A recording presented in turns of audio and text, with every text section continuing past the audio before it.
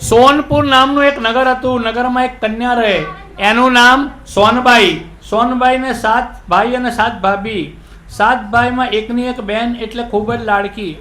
એવી એ કે એનો પડ્યો બોલ ઝીલવા માટે તૈયાર થઈ જાય.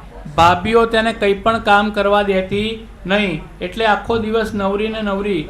રસોઈ થાય એટલે જમી લે, પથારી થાય એટલે સૂઈ જાય. સોનબાઈ જેવી રૂપવાન અને ગુણવાન અને એવી ધાર્મિક, સવાર સાંજ દેવ દર્શને જાય, દાન પુણ્ય કરતી રહે, ભજન ભક્તિમાં લીન રહે, વ્રતે કરે અને ઉપવાસે કરે, કથા વાર્તા સાંભળે, દાન ધર્મ કરે. એવામાં શ્રાવણ માસ આવી ગયો.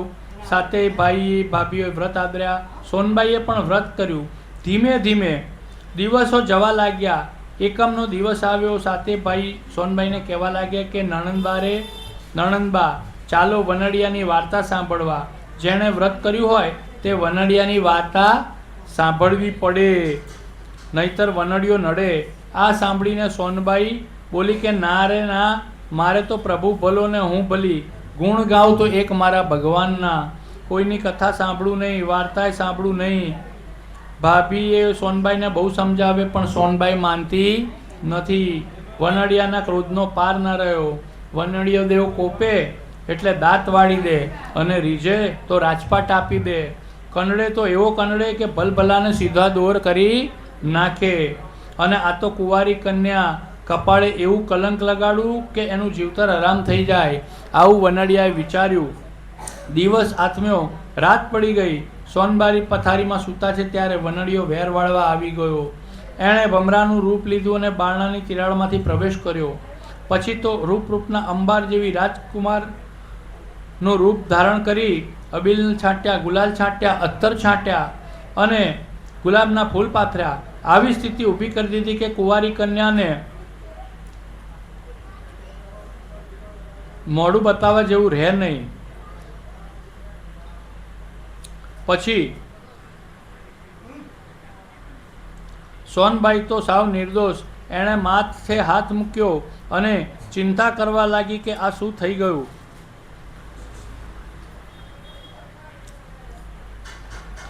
બીજા દિવસે ભાભીઓ કહે છે કે આ શું છે. ભાભીઓ સોનબાઈને બહુ સમજાવે પણ માની નહીં. સવાર પડતા જ ભાભી જ્યારે જગાડવા આવી તો પગ મૂકતા એની આંખો ફાટી ગઈ. ખાતરી થઈ ગઈ કે નણંદબાઈ રાત્રે કોઈની સાથે રંગરાગ ખેલ્યા છે. દોડતી ગઈ જેઠાણીઓને બોલાવી લાવી અને બધાને આ વાત કહી. પાપડના પલકાર આખા ઘરમાં ખબર પડી ગઈ કે સોનબાઈ બધાને ફિટકાર આપવા લાગી. આવી વાતો પાંખ વગરના પંખી જેવી હોય. સાંજ પડતા તો આખા ગામમાં વાત ફેલાઈ ગઈ. બધાને સોનબાઈના નામ પર થૂથું કરવા લાગ્યા.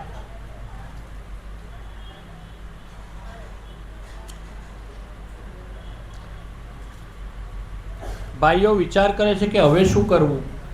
સાંભળેલી વાત પર વિશ્વાસ કરવો કે ન કરવો. ખાતરી કરવા માટે બહેનને શિક્ષા અપાય નહીં. એટલે પહેલાં વાતની ખાતરી તો કરવી પડે. એટલે ભાઈઓ આખી રાત જઈ ઉઘાડી તલવારે ચોકી કરવાનું નક્કી કર્યું.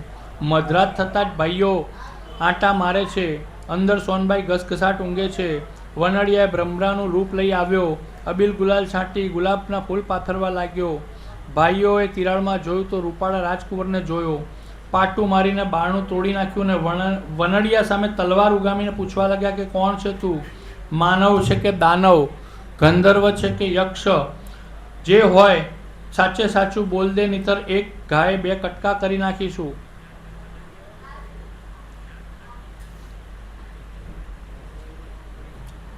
આ સાંભળી વનડિયાએ હસીને કહ્યું કે મારું નામ વનડિયા દેવ છે.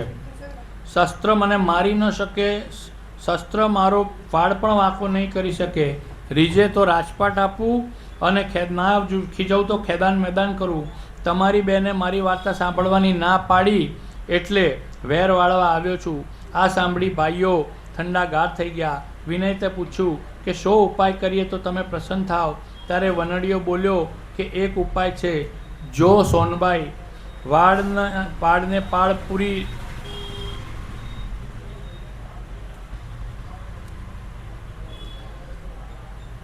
લાડુ અને રંકને રોટલો આપ્યા પછી ભક્તિપૂર્વક મારી વાર્તા સાંભળશે તો એ દોષમુક્ત થશે. વનડિયા દેવ અમારી બેન તમે કહેશો એ પ્રમાણે કરશે. પણ એના કપાળે જે કલંક લાગ્યું છે તે કૃપા કરી દૂર થાય એવું કરો. ગામના મોડે ગળું કઈ રીતે બાંધવું? વનડીયો બોલ્યો, નગરના રાજાએ કુળદેવીનું શિખરબદ્ધ મંદિર બંધાવ્યું છે. એના ઉપર સુવર્ણ કળશ ચડવાનો છે. આ કળશ સતી સ્ત્રી વગર કોઈ ચડાવી શકે નહીં.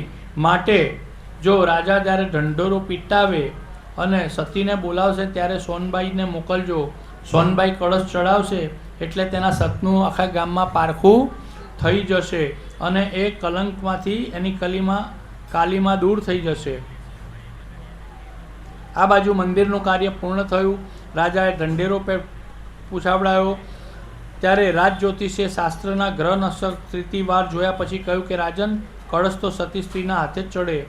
જે સ્ત્રી વાવમાંથી કાચા સૂતરના તાતણે ચારણીના નીર સિંચે અને એ જળ સુવર્ણ કળશ છાંટીને કળશને સ્પર્શ કરે તો કળશ આપોઆપ શિખર પર ચડી જશે. આ વાત રાજાએ સાંભળી તો કે આવી સતી સ્ત્રી તો મળવી ખૂબ મુશ્કેલ છે. તો કે ઢંઢેરો પીટાઈ જુઓ, જે હશે તે આગળ આવશે.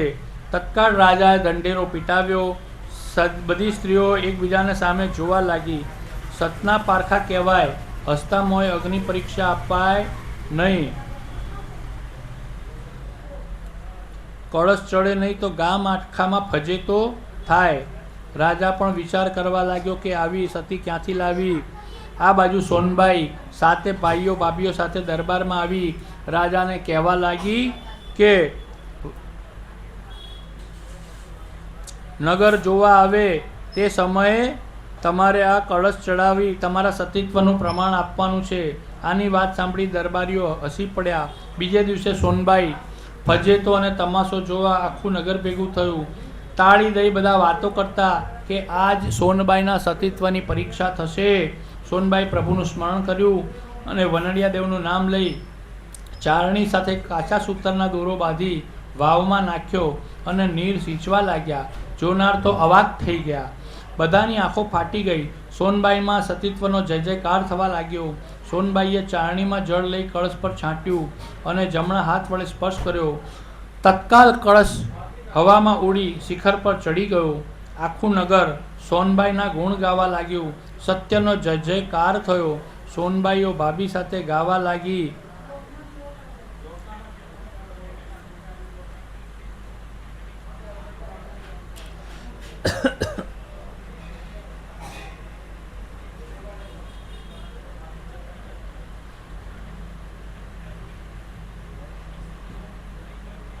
અને એ ગીત આપણે તો બહુ મોટું છે પણ આમ સોનબાઈના સતીના પારખા થયા અને વનડિયા દેવ રીઝી ગયા. ખૂબ જ માનપાન સોનબાઈને મળ્યા. બોલો વનડિયા દેવ કી જય, પુરુષોત્તમ ભગવાન કી જય, રાજા રણછોડ કી જય, ભાગવત ભગવાન કી જય.